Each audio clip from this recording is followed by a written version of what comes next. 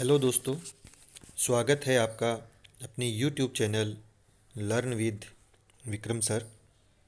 दोस्तों, आज हम हमारा राजस्थान कक्षा 6 भाग 1 का अध्याय नंबर 10 शुरू करेंगे, जो कि अन्य सभी अध्यायों से बहुत महत्वपूर्ण है और आगामी जितनी भी प्रतियोगी परीक्षाएं होती है उनमें इस अध्याय से प्रश्न जरूर बनते हैं। आप इस अध्याय को ध्यानपूर्वक देखें, सुने। इससे पहले हमने इसी बुक के अध्याय 9 कंप्लीट कर लिए हैं, जिसकी प्ले लिस्ट का लिंक आपको डिस्क्रिप्शन में मिल जाएगा। अध्याय नंबर 10 का नाम है लोक संस्कृति एवं कला। तो दोस्तों, शुरू करते हैं इसे। लोक संस्कृति एवं कला। काव्या दिल्ली में हुई गणतंत्र दिवस परेड में भाग लेकर आज विद्यालय आई थी। प्रार्थना सभा में काव्य का स्वागत करते हुए उसे अपने अनुभव साझा करने हेतु आमंत्रित किया गया। काव्या ने बताया कि उसे वहाँ अन्य राज्यों के बच्चों के साथ रहने का अवसर मिला और उसने उनकी कला संस्कृति, भाषा, खान पान, वेशभूषा के बारे में अनेक नई बातें जानी। साथ ही उसने अपनी राजस्थानी संस्कृति, कला, भाषा, खान पान, वेशभूषा आदि के संबंध में परेड के साथियों को जानकारी दी। प्रार्थना सभा के बाद कक्षा में पहुंचकर अध्यापिका ने कहा, आज हम भी राजस्थान की संस्कृति व कला के बारे में विस्तार से जानने का प्रयास करेंगे। राजस्थान में अनेक धर्म व संप्रदाय के लोग निवास करते हैं, जैसे हिंदू, मुस्लिम, जैन, बौद्ध, सिख, ईसाई आदि। दक्षिण राजस्थान में एक बड़ी संख्या आदिवासियों की है, जिनमें भील, मीना, सहरिया, गरासिया, डामोर आदि प्रमुख हैं। राज्य में भाषा, वेशभूषा, रहन सहन, खान पान आदि में विविधता दिखाई देती है। राजस्थान की मातृभाषा राजस्थानी है। राजस्थान के विभिन्न अंचलों में अनेक प्रकार की भाषाएं बोली जाती है, परंतु मुख्य रूप से राजस्थानी भाषा को दो रूपों में जाना जाता है। नंबर 1 पूर्वी राजस्थानी भाषा, नंबर 2 पश्चिमी राजस्थानी भाषा। पूर्वी राजस्थानी भाषा की प्रतिनिधि 4 बोलियां हैं: ढूंढाड़ी, जयपुरी, हाड़ौती, मेवाती व अहिरवाटी। तो दोस्तों, पूर्वी राजस्थान के अंदर 4 प्रकार की बोलियां बोली जाती है। जयपुर के आसपास ढूंढाड़ी है, हाड़ौती क्षेत्र में हाड़ौती, मेवात, अलवर, भरतपुर क्षेत्र के अंदर मेवाती और अहिरवाटी। पश्चिमी राजस्थानी भाषा की प्रतिनिधि की भी 4 बोलियां हैं: मारवाड़ी, मेवाड़ी, वागड़ी और शेखावाटी। हमारा राजस्थान सांस्कृतिक दृष्टि से विविधतापूर्ण है। यहाँ भाषा, वेशभूषा, खान पान, रीति रिवाज आदि में भी अंतर देखने को मिलता है। इसलिए कहीं दाल ढोकला खाते हैं तो कहीं दाल बाटी, कहीं बाजरे का खीच खाते हैं तो कहीं मक्का की रोटी और कहीं कैर सांगरी। दोस्तों, आपको यहाँ चित्र दिया हुआ है दाल बाटी, घेवर और चूरमे से संबंधित। आपको यहाँ चित्र मिलेगा बाजरे का खीच, कैर सांगरी और मक्की की रोटी। तो ये राजस्थान में खान पान की विविधता को दर्शाते हैं। दोस्तों, आगे हम देखेंगे राजस्थान में वेशभूषा। राजस्थानी वेशभूषा अपने चटक रंगों के लिए जानी जाती है। पारंपरिक राजस्थानी परिधान काफ़ी सुंदर और आरामदायक होते हैं। महिलाएं घाघरा, चोली और रंग बिरंगी गोटा लगी ओढ़नी पहनती है। पुरुषों का पारंपरिक परिधान है धोती कुर्ता और कुर्ता पाजामा। स्वाभिमान व सम्मान का प्रतीक माने जाने वाली राजस्थानी पगड़ी बहुत आकर्षक होती है। वर्तमान में पश्चिमी वेशभूषा का प्रभाव बढ़ता जा रहा है, फिर भी राजस्थान की बहुरंगी वेशभूषा प्रभावित करती है। आगे है दोस्तों मनोरंजन के पारंपरिक साधन। मनोरंजन जीवन का अनिवार्य अंग है। राजस्थान के विभिन्न अंचलों में स्थानीय एवं सहजता से उपलब्ध पारंपरिक साधनों द्वारा मनोरंजन किया जाता है। राजस्थान के ग्रामीण निवासी स्थानीय एवं सहजता से उपलब्ध साधनों द्वारा मनोरंजन करते हैं। ग्रामीण क्षेत्र के अंदर बच्चे गिल्ली डंडा खेलते हैं, सितोलिया, लुका छिपी यानी आँख मिचौनी, घोड़ा दड़ी, मार दड़ी, लट्टू चक्कर, कंचे का खेल आदि खेलते हैं। चौपड़ चौसर कपड़े पर बनी बिसात पर खेली जाती है। चरभर, नर छारी आदि जमीन पर बनाकर खेलते हैं। अन्य जन समुदायों के मनोरंजन के लिए सपेरे, कालबेलिए, मदारी, जादूगर, पतंगबाजी और कठपुतली आदि के खेल भी खेले जाते हैं। लोक नाट्य शैली के अंदर ख्याल, हैला, गवरी, तमाशा, तूरा कलंगी, रासधारी, रामलीला, दंगल, संवाग, नौटंकी, भवाई आदि प्रमुख है। इन पारंपरिक खेलों के साथ साथ आधुनिक खेल और मनोरंजन के साधन भी यहाँ की जीवन शैली में देखने को मिलते हैं। दोस्तों, आगे देखते हैं राजस्थान में सांस्कृतिक विविधता। राजस्थान में सभी पर्व व त्योहार हर्ष एवं उल्लास के साथ मनाए जाते हैं, जैसे होली, दीपावली, रक्षाबंधन, ईद, महावीर जयंती, गुरु नानक जयंती, क्रिसमस आदि। साथ ही यहाँ गणगौर, तीज, अष्टमी, अक्षय तृतीया आदि पर्व एवं मेले और गवरी, गैर, रम्मत, नृत्य एवं लोकगीत हमारी परंपराओं को दर्शाते हैं। तो दोस्तों, इसी कड़ी में हम देखेंगे गणगौर। गणगौर रंगीले राजस्थान का रंग बिरंगा त्योहार है। गणगौर गणगौर चैत्र शुक्ला तृतीया से प्रारंभ होता है। गण और गौर शब्द शिव व पार्वती के सूचक है। गणगौर पर मुख्य रूप से शिव व पार्वती की पूजा की जाती है। गणगौर के अवसर पर राजस्थान में कहीं 3 दिन तो कहीं 4 दिन का उत्सव होता है। राजस्थान के समस्त जिलों में यह त्यौहार अत्यंत धूमधाम के साथ मनाया जाता है। देखो दोस्तों, चित्र 10.2 में हमें गणगौर की सवारी का चित्र दिखाया गया है। आगे देखते हैं दोस्तों तीज। श्रावण के महीने में मनाया जाने वाला तीज का त्यौहार राजस्थान में एक अलग ही महत्व रखता है। शुष्क राजस्थान में जब काली घटाएं छा जाती है तो यह किसी उत्सव से कम नहीं होता। श्रावण के महीने में शुक्ल पक्ष की तृतीया को नवविवाहितें पेड़ों पर झूला डालकर झूलती है। भादों की कृष्ण पक्ष की तीज को कजली तीज और सातुड़ी तीज के नाम से भी मनाया जाता है। इस अवसर पर महिलाओं द्वारा मेहंदी लगाई जाती है, पार्वती की पूजा की जाती है और उनसे महिलाएं अपने सुहाग के दीर्घायु होने की कामना करती है। यह त्यौहार प्रकृति और मनुष्य की निकटता का अनुपम उदाहरण है।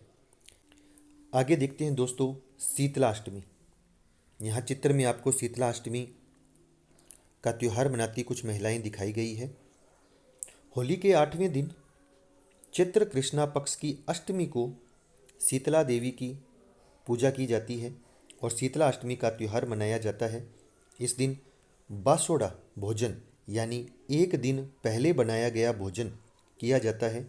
जयपुर के पास चाकसू की सील की डूंगरी और उदयपुर के वल्लभनगर कस्बे में स्थित है माता शीतला माता का मंदिर, जहां मेला आयोजित होता है। लगभग हर शहर, गांव, कस्बे में शीतला माता की पूजा अर्चना भी की जाती है। आगे देखते हैं दोस्तों अक्षय तृतीया। इस दिन को हम आखा तीज भी कहते हैं। इस दिन बिना मुहूर्त निकलवाए सभी मांगलिक कार्य किए जाते हैं। इस दिन गेहूं, बाजरा, तिल, जौ आदि की पूजा भी की जाती है। इस दिन गेहूं और बाजरे का खीच भी बनाया जाता है। दोस्तों आगे देखते हम राजस्थान के प्रमुख मेले कौन कौन से हैं। पुष्कर मेला। अजमेर जिले के पुष्कर में कार्तिक पूर्णिमा पर भव्य मेला आयोजित होता है। इस अवसर पर विशाल बाजार लगता है। देश विदेश से पर्यटक आते हैं और यहाँ अनेक प्रतियोगिताओं का आयोजन होता है, जिसमें मेलार्थी उत्साह से भाग लेते हैं। पुष्कर में सुप्रसिद्ध ब्रह्मा जी का मंदिर है और झील आकर्षण का मुख्य केंद्र। सायंकाल को यहाँ दीपदान होता है। अगला मेला आता है कैला देवी का मेला। सवाई माधोपुर में कैला माता के मंदिर में चैत्र शुक्ला अष्टमी को विशाल मेला लगता है, जिसे लक्खी मेला भी कहते हैं। चैत्र कृष्णा द्वादशी से चैत्र शुक्ला द्वादशी तक चलने वाले इस मेले में दूर दूर से भक्त आते हैं। अगला मेला है दोस्तों महावीर जी का मेला। सवाई माधोपुर जिले में श्री महावीर जी का मंदिर स्थित है, जहाँ चैत्र शुक्ला एकादशी से बैसाख कृष्णा द्वितीय तक मेला लगता है। यहाँ 24वें जैन तीर्थंकर महावीर स्वामी की लाल रंग की भव्य प्रतिमा है। अगला मेला आता है कोटा दशहरा मेला। कोटा के महाराव दुर्जन साल सिंह के शासनकाल में 1729 से लेकर 1756 ईस्वी में दशहरा पर्व पर विभिन्न राजसी सवारियों, दरी खाना और पूजा अर्चना के प्रमाण मिलते हैं।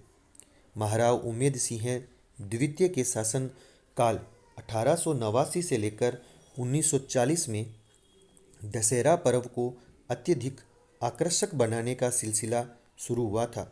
वर्तमान में यह मेला अपने वैभव और विशालता को लेकर प्रसिद्ध है। आगे है दोस्तों हरियाली अमावस्या मेला। उदयपुर में लगने वाले इस मेले की शुरुआत महाराणा फतेह सिंह ने की थी 1899 में। यहाँ प्रतिवर्ष हरियाली अमावस्या को भव्य मेला आयोजित होता है। हिंदू सभ्यता में लोग इसे सावन की शुरुआत के तौर पर मानते हैं। श्रावण माह के कृष्ण पक्ष में लगने वाला यह मेला सावन और उससे मिलने वाली खुशी का संचार करता है। अगला मेला आता है दोस्तों ख्वाजा मोइनुद्दीन चिश्ती का उर्स। ख्वाजा मोइनुद्दीन चिश्ती ईरान से भारत आए थे। इनको गरीब नवाज के नाम से भी जाना जाता है। अजमेर में उनकी दरगाह है, जो पूरे देश के लोगों की आस्था का केंद्र है। इस्लामिक कैलेंडर के अनुसार रज्जब माह की पहली से छठी तारीख तक अजमेर के अंदर ख्वाजा साहब का उर्स मनाया जाता है। यह मेला सर्वधर्म समभाव की अनूठी मिसाल है। अगला मेला आता है बेनेश्वर मेला। ये राजस्थान के आदिवासी समाज का सबसे बड़ा मेला है। माघ पूर्णिमा के अवसर पर डूंगरपुर जिले में माही, जाखम और सोम नदियों का संगम स्थल है, वहाँ यह मेला लगता है। इसमें लोग अपने दिवंगतों की अस्थियों का भी प्रवाहित करते हैं। अगला मेला आता है दोस्तों करणी माता का मेला। बीकानेर जिले में देशनोक के करणी माता मंदिर में यह मेला आयोजित होता है। करणी माता बीकानेर शासकों की अधिष्ठात्री देवी है। इस मंदिर की विशेषता है कि यहाँ काले और सफ़ेद चूहे अत्यधिक संख्या में विचरण करते हैं। अगला मेला आता है दोस्तों खाटू श्याम जी का मेला। सीकर जिले का खाटू श्याम जी का मंदिर एक प्रसिद्ध स्थल है। यहाँ फागुन के शुक्ल पक्ष की 10वीं से द्वादशी तक मेला आयोजित होता है। अगला मेला है दोस्तों बाबा रामदेव जी का मेला।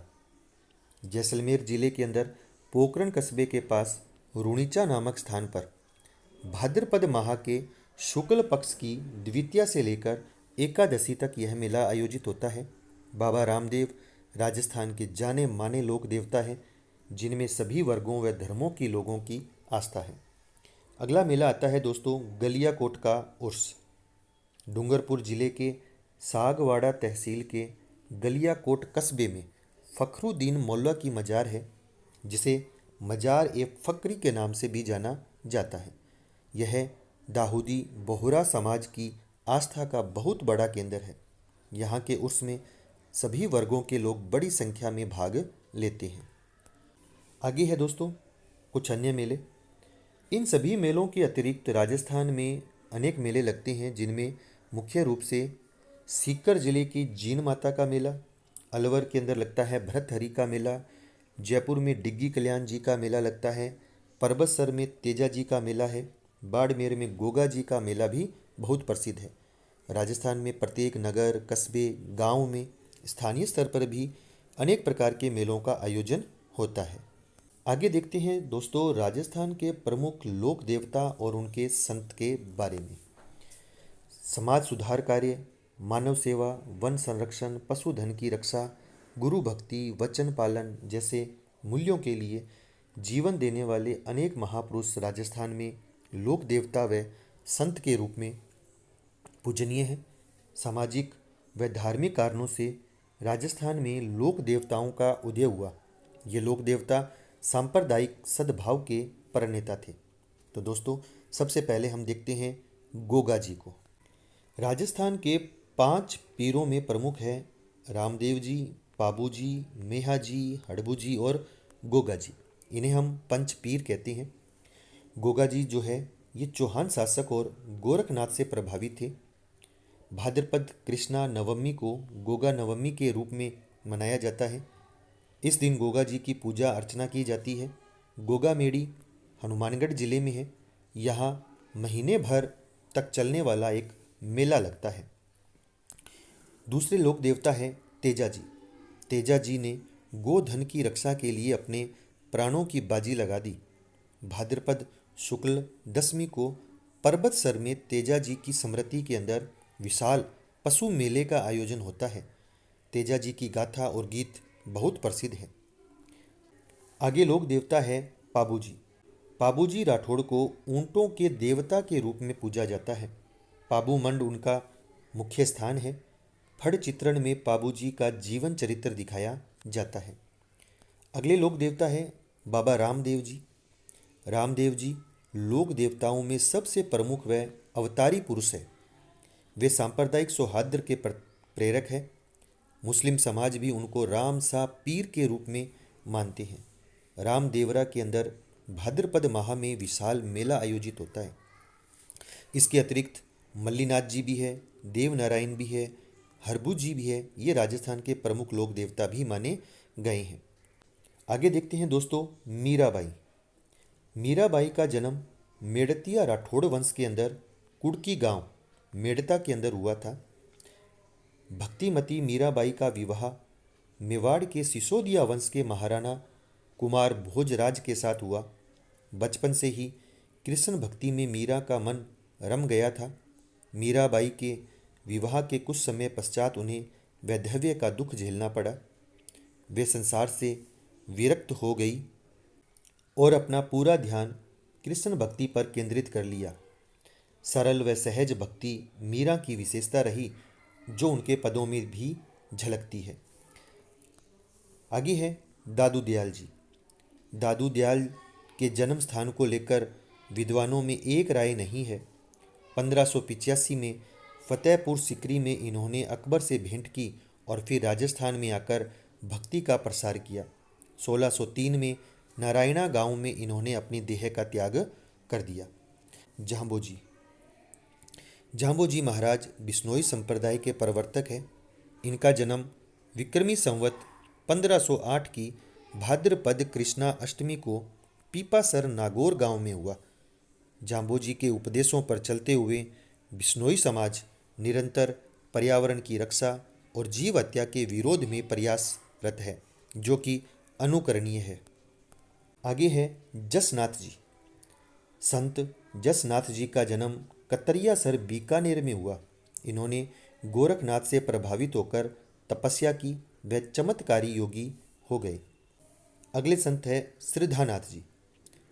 राजस्थान के शेखावाटी क्षेत्र में संत श्रद्धानाथ जी ने समय शिक्षित न होते हुए भी जन जन में शिक्षा की अलख जगाई।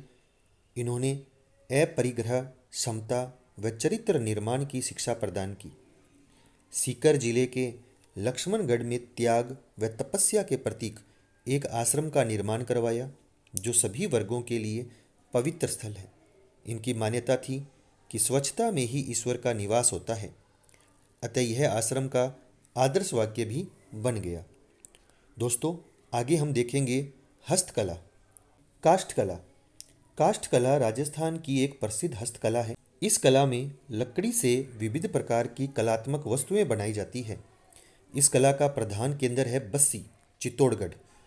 लकड़ी के बेवान, कावड़, रंगाई छपाई के ठप्पे यहाँ तैयार किए जाते हैं। लकड़ी से निर्मित खिलौने व कठपुतली निर्माण के लिए उदयपुर प्रसिद्ध है। जेठाना, डूंगरपुर, लकड़ी की मूर्तियों के लिए और शेखावाटी व बीकानेर फर्नीचर के लिए जाना जाता है। आगे है दोस्तों मूर्तिकला। राजस्थान अपने संगमरमर के लिए प्रसिद्ध रहा है। विभिन्न स्थानों पर अलग अलग प्रकार के पत्थर पाए जाते हैं। इसी कारण यहाँ पर मूर्तियाँ एवं पत्थरों पर बारीक नक्काशी का काम भी किया जाता है। आगे है दोस्तों टेराकोटा। मिट्टी से मूर्तियाँ तथा विभिन्न सजावटी व उपयोगी वस्तुएं तैयार करके पकाना टेराकोटा के नाम से जाना जाता है। नाथद्वारा के समीप मोलेला गांव इस काम के लिए प्रसिद्ध है। अलवर और बाड़मेर में भी टेराकोटा की वस्तुएं निर्मित की जाती है। आगे है ब्लू पोट्री। चीनी मिट्टी के सफ़ेद बर्तनों पर किए गए नीले रंग के अंकन को ब्लू पोट्री कहा जाता है। इसके अतिरिक्त ब्लैक पोट्री, सुनहरी पोट्री आदि भी प्रसिद्ध हैं। इसके द्वारा डिजाइनर कप, प्लेट, अन्य बर्तन और खिलौने व सजावटी सामान जैसे फूलदान आदि बनाए जाते हैं। आगे है दोस्तों लाख का काम। लाख के काम में चपड़ी को पिघलाकर उसमें चाक, मिट्टी, बिरोजा आदि मिलाकर गूंथ लिया जाता है। उसी से विभिन्न चीज़ें तैयार की जाती हैं। सजावट के लिए कांच और मोती लगाए जाते हैं। जयपुर, जोधपुर इसके लिए प्रसिद्ध है। आगे है आभूषण। जड़ाऊ गहनों के लिए जयपुर, जोधपुर, बीकानेर एवं उदयपुर विख्यात है। मूल्यवान पत्थरों को तराशने का काम जयपुर में होता है। कांच पर बारीक सोने की नक्काशी का काम थेवा कला कहलाती है, जो प्रतापगढ़ की प्रसिद्ध है।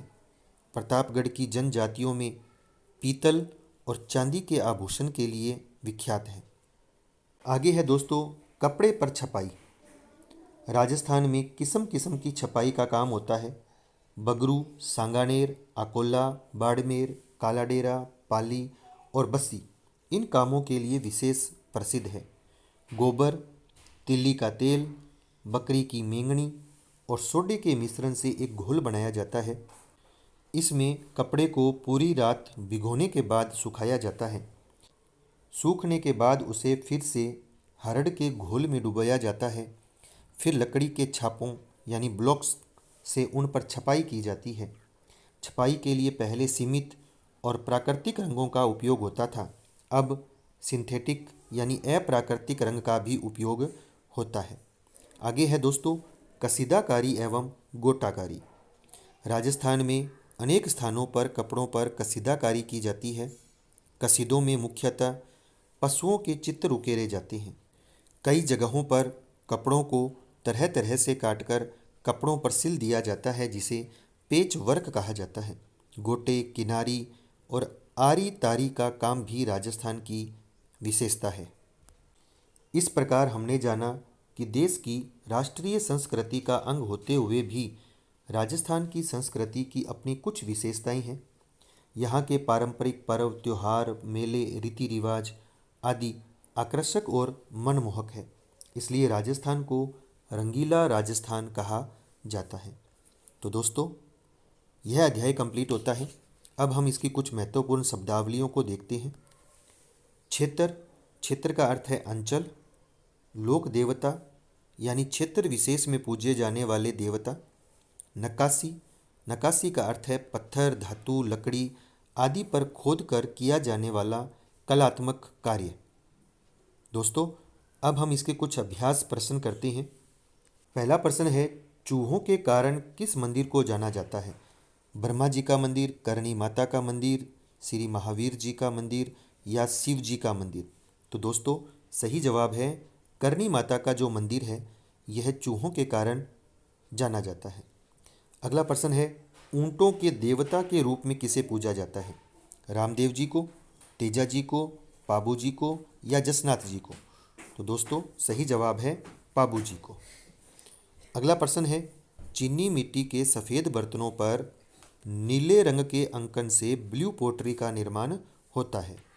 दूसरा प्रश्न है तेजा जी ने गोधन की रक्षा के लिए अपने प्राणों की बाजी लगा दी। अगला प्रश्न है गणगौर के अवसर पर किसकी पूजा की जाती है? तो दोस्तों उत्तर है शिव व पार्वती की। अगला प्रश्न है, राजस्थान में पश्चिमी राजस्थान की कितनी बोलियां हैं? दोस्तों, इसका जवाब है कि पश्चिमी राजस्थान की 4 बोलियां हैं। मारवाड़ी, मेवाड़ी, वागड़ी और शेखावाटी। तो दोस्तों, आपको यह वीडियो कैसा लगा कमेंट करके बताएं। अगर आप चैनल से पहली बार जुड़े हैं तो आप इसे लाइक करें, शेयर करें, बेल आइकन के बटन को प्रेस करें ताकि आने वाले हर वीडियो की सूचना आप तक पहुंच सके। इसी के साथ हमारी कक्षा 6 की सीरीज यहीं समाप्त होती है। अब हम कक्षा 7 के अध्यायों को शुरू करेंगे। तब तक जय हिंद, जय भारत।